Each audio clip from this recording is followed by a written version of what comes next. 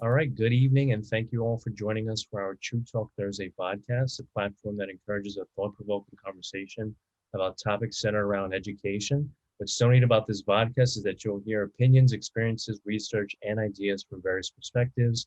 But I want to remind you all that the views and opinions expressed tonight do not necessarily reflect that of Allah's.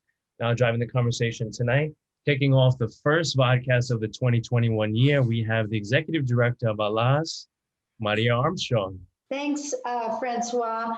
So, I'm like super excited to be able to carry the load tonight because our friend Atiba's out, but that's okay. He's taking care of some stuff, and I get to have a conversation, a chit chat on the record, even here with what I consider now a very, very good friend, and that's the CEO Anthony Kim out of Education Elements. Anthony, it is so good to have you here. I'll tell you, I've been waiting to get on your platform and have a chit chat. So now I had to invite you, and I'm glad that you said yes, because I couldn't think of a better person to kick off 2021 with than you. So welcome. Thank you so much. I'm excited to be here with you today. And, like you and I talked about, we're all trying to predict the future around now. And so when you said, can we talk about what's coming up in 2020? I was like, yeah, I'll be there. It's like, let's do it. Exactly. Well, what's really super interesting too is, you've been doing these looks into the crystal ball, if you will, for a little bit now, and you've got a pretty significant track record. So what does 2020, like, when did you start doing this? What year was that? And you started to actually publish or put pen to paper, if you will, on these predictions. What got you started in that? I don't know. I'm a hobby palm reader, so maybe that's how it started. Yeah, exactly. I could do virtual palm readings. That's a story I could tell you some other time probably, but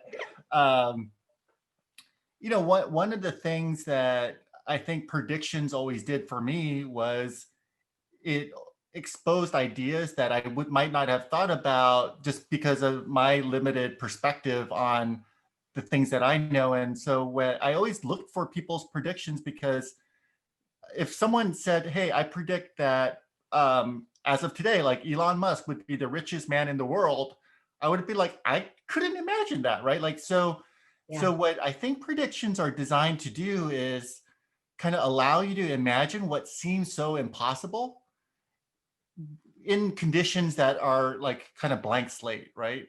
Yeah. And some of them do come true and some of them don't, but the reality is like it allows us to think big.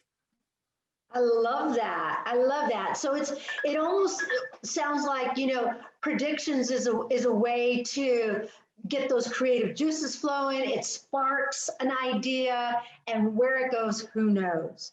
So, the tonight's title is 2021, Let's Talk.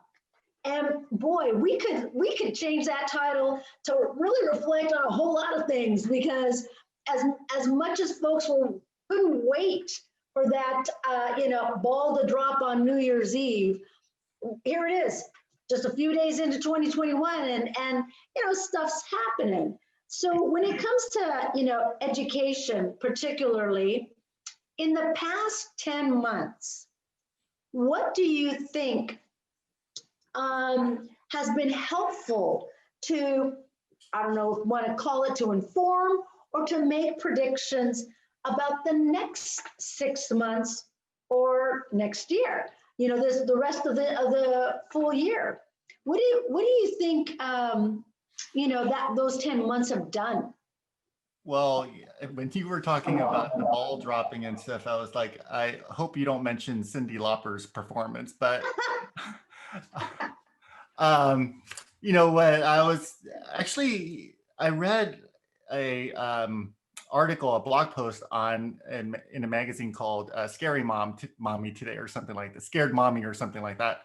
And it was really fascinating. The article title was something about like return to school, how like return to school is about racism or something. Oh, actually, reopen school now, debate rooted in racism. Mm. And the actual article itself talked a lot about preconceived notions that we had in the system around who was better off remote or who wasn't better off remote, why we had to be in person. And all of those preconceived notions were kind of thrown out the window as we actually got real experiences. So it turns out that there are kids that can be successful online, regardless of the color of your skin. And some of it has to do with your social economic conditions or your home conditions. Some kids are safe, some kids aren't, but everyone has very different needs, and not everyone has the exact same needs that we provided in the school systems. And all of a sudden, this has become front and center for the whole country. Every parent had seen it on the news or read about it in every news article, hit the cover of every news outlet. And so all of a sudden, education's like a very prominent conversation in even how to start the economy. Yeah. So as we think about that, then the importance of the educator workforce became highlighted. And through that, we realized our teachers needed different kinds of environments. They needed different things. Our students needed different things than what the same thing that we were offering to everybody. And so I think the biggest lesson that the educators that I work with have learned is that they need to start thinking about a portfolio approach to offering education to different communities and families, even within the areas that they serve, similar to the way if you go to an investment provider like Fidelity, they don't just give you one solution. They have a variety of different solutions to meet the needs that you have. And maybe education can shift a little bit towards a portfolio approach to education based on the needs that somebody might need instead of just having one offering. Yeah, and that is, an interesting approach or spin on the fact that, wouldn't you agree that for quite some time we've talked about differentiated instruction? Let's just throw that word that everybody's familiar with, right? And it meant so many different things to a variety of people, and it was such a heavy lift that it never really got off the ground. And then now now you hear like individual learning plans, kind of like what you're saying, a portfolio, where it's like, and so people look at that as you've got one teacher, and if you have 30 kids or 24 kids in one period or in one class, how do you provide that? And don't you think that the structure then, if we're going to really look into that crystal ball, and it may not happen today or tomorrow or next year, don't we need to start looking at the structure of just teaching and learning on how that is not just whether it's online or in person, but even is it really a one person can fit all of that? What are your thoughts on that? Oh man, I'm so glad that you brought that up. Because and that wasn't even on my list of questions. You already deviated from the script. I'm kidding. So there's like two things around that, right? One is if you're a primary level student, right? The studies show that exposure to a certain number of vocabulary words actually allow you to learn faster, right? And you need to have a certain level to get from one tier to the next. So in the past, we said, well, schools can provide an X amount, and then we expect home to provide another amount. But we know that, depending on your home conditions, you might not get that. And so over time, there's a deficiency. And I know that, because English isn't my first language, Korean is, and I had a single mom. And so, when I came home, like I didn't have anyone to talk to. So I wasn't getting that level of language, and we didn't speak English at home.